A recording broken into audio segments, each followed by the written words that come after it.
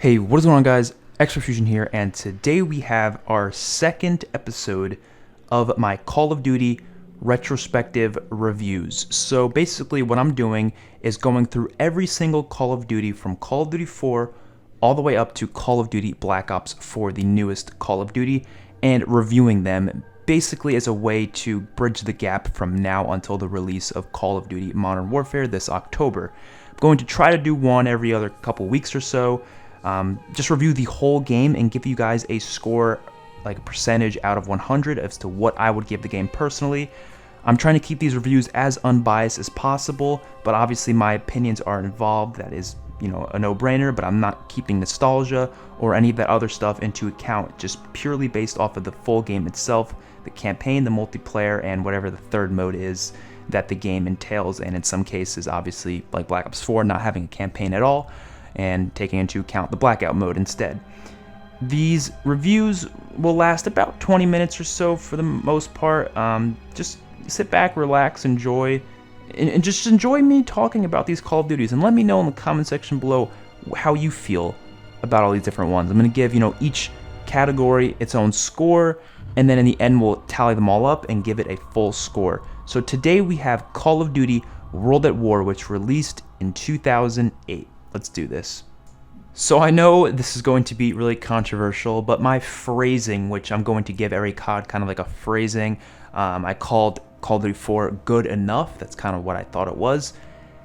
This is going to trigger some people, but Call of Duty World at War, in my opinion, is not that good. Now, there's an individual part of the games that are phenomenal, and I'm going to go in deep detail about those portions of the game. But I feel like this game is really praised as being fantastic, which for its time, it was pretty good, yes. There's a lot of portions of this game I absolutely love.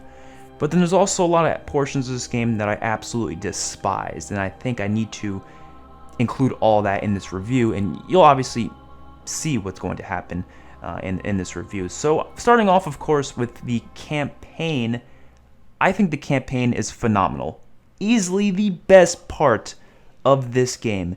The campaign is exactly what a Call of Duty's campaign should be. Call of Duty World at War's campaign really shows the true horrors of World War II in such a fantastic way. I mean, it does it almost perfectly in my opinion. I think the one thing it missed out on, which thankfully World War II, Call of Duty World War II, was able to give to me, is that kind of brotherhood characterization that a lot of the soldiers had during World War II, and the closeness of the different soldiers. They don't really show that. They don't really characterize these characters that well. I mean, you had some great characters like Roebuck, Dmitri, Reznov, but they didn't really have a character to them. They were just kind of badasses. That's all you really knew. None of them had actual characterization, and I feel like we didn't get that till later CODs, where they actually started to develop characters. I had the same problem with COD 4. Characters didn't feel like actual people, But I was able to accept that because it's based on a real life event, So we already understand that this happened, not to the exact extent of the campaign, but for the most part, this did happen. So you can kind of just think about that, and you don't really need the characters to be well developed. I do like that World War II actually had some well developed characters, but I didn't feel like this game really needed that. And I still loved every second of it, even without that. The horror that this game felt, the gore, just the brutality of it was all really well done. The soundtrack, oh my god, it's amazing. I mean, most Call of Duty campaigns, I love the soundtracks. This is no different. I love the soundtrack a lot. The fact that it shows all the portions of the war and not just one portion, I did not like that about World War II, how it only showed the European theater. I would like to have seen more in that game, and I'm glad this game showed just about most of the war. I mean, obviously there's a few portions it didn't show. It was kind of more towards the later portions of the war, like 1944 onward. I don't think World War II even showed before 1944 either. I mean, I don't know why they don't like to focus on the earlier parts, which I guess the earlier parts didn't have as much stuff going on, which kind of makes sense. It wasn't as intrusive with the battles and stuff like that, but this game it's really cool to relive history like that in a game, you know what I mean? And it's something that the modern CODs and the future CODs you don't really get because they're not real events. I still love them, don't get me wrong, but I think this game definitely has a unique place in my heart because of the fact that you can play in these old locations and in old historic battles and stuff like that. And the last positive is just Reznov. I mean, yeah, he's not really got a good character to him, but he's just a freaking badass, and absolutely love the voice actor. He's just does an incredible job at what he's doing. I mean, I love it. I love it. I really want to see Reznov in a future Call of Duty game, not just as a Blackout skin or anything. I want to see him as, you know, in a campaign, which we probably won't. Actually, maybe we will in the reboot of Black Ops, which I think the next Black Ops is going to be like a reboot, just like the Modern Warfare is. So that's cool. Campaign for a score is going to get 17 out of 20. So that's a pretty damn good score. A better score than what I gave COD 4's campaign. So yeah, I think that's pretty solid. That's my review for campaign. Oh yeah, and who can forget one of the most beautiful openings to a mission ever?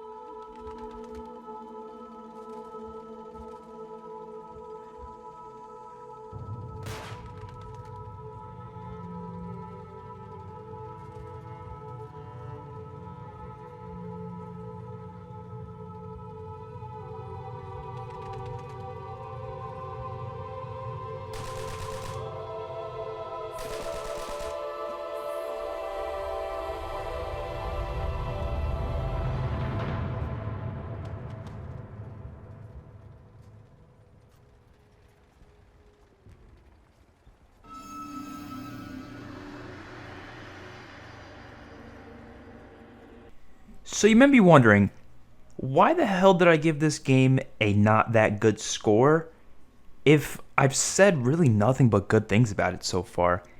That's because the portions of this game that I don't really like lie into the multiplayer and the zombies. Now, not so much, like I don't hate these modes or anything, I just don't like them that much. I think they're kind of overrated. A lot of people overrate them. And let's get into that. So for multiplayer, there's obviously going to be pros and cons for all the multiplayers. I want to get the pros out of the way real quick. First things first, the sound design and overall gun sounds are beautiful. I mean, if you take the gun sounds from this game and port them over to World War II and replace it with the World War II guns at COD World War II, that game would be much better because these gun sounds not only sound more realistic, they just sound cleaner, they sound more brutal, it sounds like actual weapons. I feel like some of the guns in COD World War II sound almost plastic, but these ones sound brutal and it's like metal. It's a good sound, and I like that a lot about this game. I also like some of the map locations. I mean, COD 4, I wasn't really a big fan of most of the COD locations for the maps. They weren't all that interesting. Some of them were kind of boring looking, but World at War had some really unique places. I mean, you have places in Japan, places in Germany, places in Russia, and a couple of different places like that. They're cool locations, and I like that a lot. It's also just got a very classic feel to this game. I mean, that's, you know, not really a great thing, but it's not a bad thing either. I think it's just kind of in the middle. It's like, you know, sometimes I really want that classic feeling COD, but there's times I just want something a little more complex. But when I just want something simple and laid back, I feel like World of War is a good game for that, but it doesn't really hold its own for that long because I got a lot of negatives for this multiplayer that I want to get into. First things first, this game's just unbalanced. I mean, balance is important to me when it comes to Call of Duty games. It might not be important to everyone. People are just like, I just want to have fun. Well, sometimes it's not easy to have fun when the game is so incredibly unbalanced, because when the game's unbalanced, you're not going to have as much weapon variety, you're not going to have as much class variety, you're not going to have as much game variety. Most games are going to be similar to one another because people are going to use the same things. So that stops replayability. Now, people who maybe just are casual players and they play like once every now and then, maybe once a week, they might not care as much because they're not playing the game as much, you know? But when someone like me who plays almost every day, or at least tries to play at least every day or something like that, many times a week at least, I I want a game to be balanced so I'm not getting to the same situations every damn game. And starting off with kind of one portion of balance that I have a problem with in this game is the perk balance. The perk balance is god awful. It's not that good in COD 4 either, but this game is pretty bad too. So you got perk 1, which has obviously your equipment type objects and perks, and then you have bandolier. Let's be real here, what else are you going to use other than bandolier? I mean, yes, you could have fun with the flamethrower if you want. Bouncing betties are obnoxious. Yes, you can use those. But from what I've seen, from gameplay, from people and other... most people use bandolier. Let's be real here. Then you got perk 2. Who in their right mind would use anything but stopping power or juggernaut? I mean, that's just... you have to use one or the other. Now, yes, there are other options, but you're just putting yourself at a massive disadvantage to use any of the others. Like, why would you use camouflage or sleight of hand or shades when the most important portions of a game is time to kill and bullet damage? So if you get more bullet damage or you get a longer time to kill on your own self, why are you not going to choose one or the other? I mean, everything else that you can do is not nearly as important as those two things. Therefore, perk balance is already pretty bad there. Then you go with perk 3. The only ones that are really viable, there's annoying ones. Don't forget about the annoying ones like Martyrdom, Second Chance, perks that should not be in the game at all. And then you're gonna use steady aim, increase hipfire accuracy. I mean, who's gonna use toss back? Lets you reset fused up, picked up grenades. So when you pick up a grenade after it's tossed, it'll refuse it. When do you get into those situations? Not very often. That is a completely worthless perk. This game just has a lot of worthless perks, and I don't really like that because it makes, when you're creating a class, you don't change up class style that often. You know what I mean? Like a lot of the newer CODs and even some of the more older but still closer to today, like Black Ops 1, Black Ops 2, the perk balance is a lot more apparent. You kind of feel like, okay, I'm using a sniper, so I'm going to use different perks, or I'm using SMG, so my perks are going to be different, or depending on the map, perks might be different, or game mode even. That all plays into account. But when you're playing a game like World of War or even COD 4, I feel like most people, me included, I use the same perks. Literally, Juggernaut or Stopping Power for perk 2, Deep Impact or Steady Aim for perk 3, and then Bandolier or Bomb Squad. Sometimes Bandolier if I want to be not Bandolier, the one with the bouncing baddies if I want to be a dick. But that's about it. And then of course we have no streaks aside from the 3. I mean, that's an obvious thing. I can't really complain too much about that. But you really notice the difference when you play this game compared to any other COD, because one of the biggest things for Call of Duty is the streaks. That's one of the biggest things that make it unique and what Call of Duty does so well, that when you're playing COD 4 and World of War, you kind of miss out on having those fun streaks that you can work for. And instead you just get the same 3-1s the whole game. It kind of gets boring after a while, especially when the streaks aren't that viable. I mean, don't even get me started on the artillery, how obnoxious that thing is. That's going to be a little bit later. I'll complain about that. This next point, I don't really want to stay on it for too long because I don't think it's fair as an argument, but glitches, hacks, and just badly optimized of a game, I don't really, it's not fair because it's an older game. It's gonna have problems with that, obviously, but it's still something I should mention because COD 4, Modern Warfare 2, Black Ops 1, they're older games too, but they don't have nearly as many problems with hackers or glitches or just bad lag compensation, all that type of stuff. It's awful. It's bad in this game. The graphics are gross. Now I know another thing it's an older game. I'll give it leeway for that. But at least COD 4, Modern Warfare 2, they at least kind of looked decent back then. This just doesn't look that good. I mean, it felt like such a downgrade from COD 4's graphics, in my personal opinion. Did they work fine? Yes. Some of the campaign missions are beautiful, but I'm talking about multiplayer. Most of the maps and it just looks ugly. I'm not gonna lie. Most of the maps are not good, in my opinion. Now, yes, there's a few gems. There's, of course, Courtyard. I love Courtyard. Castle, Dome, Macon. There's a few gems, trust me. But then you have a few just really badly designed maps, like CeeLo, the one Knee Deep. Knee Deep's not that good either. There's a couple just really just bad maps that I hate playing on. I really do.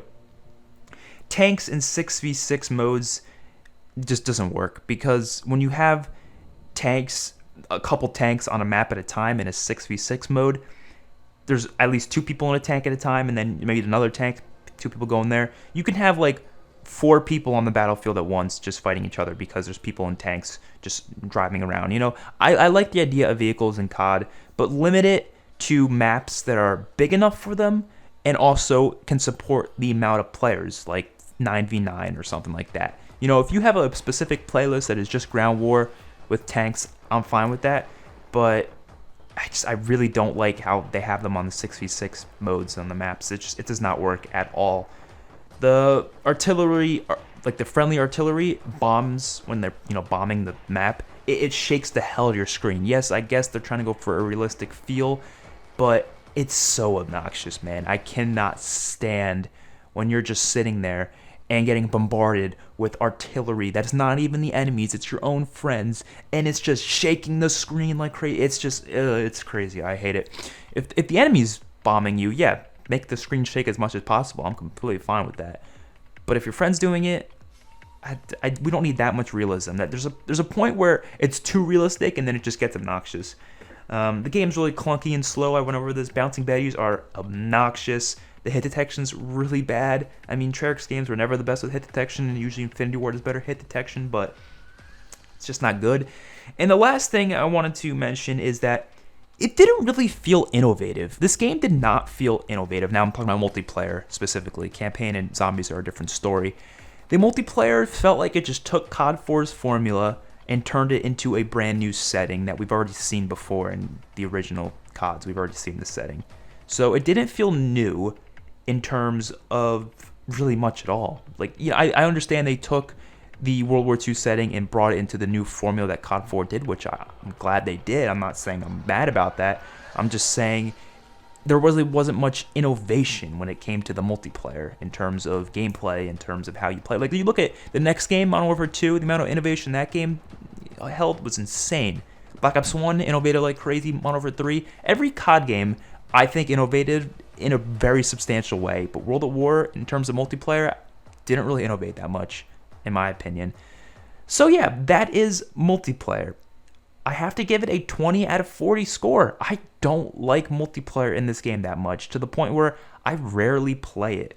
It's unfortunate. I know you guys probably disagree with me. A lot of people love this multiplayer, and that's fine. You can have your opinions and all, but I don't like it. I don't like it, man. So yeah, that's multiplayer. Let's get into the next category, which is zombies.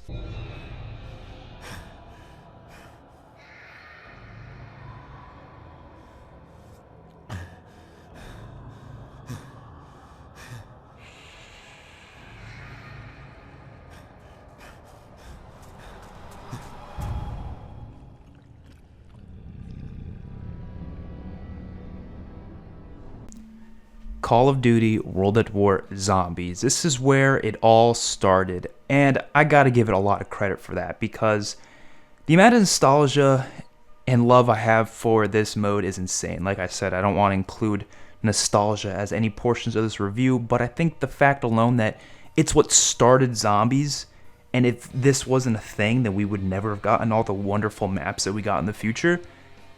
Then, you know, with that in mind, I have to give this at least a little bit of credit for that. But when you look at World at War as a full mode compared to really any of the other modes, maybe aside from Exo Zombies, it just doesn't stand a chance compared to all the in-depth stories and Easter egg quests and gameplay features that all the newer maps have. Even Black Ops 1 stepped up a lot and started including all sorts of interesting things that World at War just did not have. Yes, I like going back to the old maps just to relive some memories every now and then, but I don't consider these maps to be masterpieces or gems like I do for maps like Origins or Mob of the Dead or Dreisendrach or even 9 for that matter. Ancient Evil I'm liking a lot too. I always consider Spaceland a gem as well, which, you know, not everyone agrees with me on that, but these World at War maps, the only one I can really say is a very innovative piece is Deriz. I think Deriz did a lot for the franchise. It did insane things because Pack-a-Punch really took the gameplay and just increased it by like 1,000, because it went from just being a game that you just got your guns and a few perks and then that's it, to a game that you can consistently try out every weapon and see how they are upgraded, because the weapons change when they're upgraded. So that added a lot of replay value to zombies, and also Dries started doing some things with the story. Now, there's been little hints here and there in Shinonuma, and little hints here and there to story in Noct and Verrucht. Not really Noct at all, but a little bit in Verrucht. But it didn't actually show itself until Dries, and then obviously Black Ops 1 really did expand the story, which is huge, obviously. To me, when I look at this game, one of the best parts about the zombies mode is the fact that every map got better, in my opinion, as they went on. Like, I would never had that before, besides World at War. Like, Nocturne Toten, in my opinion, is the worst map in this game. Do I think it's terrible? No, I'm just saying I think it's the worst in this game. Then I think Verrucht is a little bit better. Then I think Shinonuma is a little bit better than Verrucht and better than Noct. And then I think Dries is better than all three of them. So each map just got better as they went on, in my opinion. Looking at any other COD Zombies game, that's never been like that before. You know, there's always been points where it's like, oh, this map's better than this map's better than that one, and it's always different ordered. But World of War just got better as time went on, which I really praise them for doing that. They didn't get a new experience that was worse. But to be fair, there wasn't that many maps to compare these ones to. So that's why people praised this game so much when it was first out, because there's nothing else to compare it to. That's why a lot of the newer maps these days have a lot more competition, because there's like 40-something maps before to compare it to, which obviously creates problems.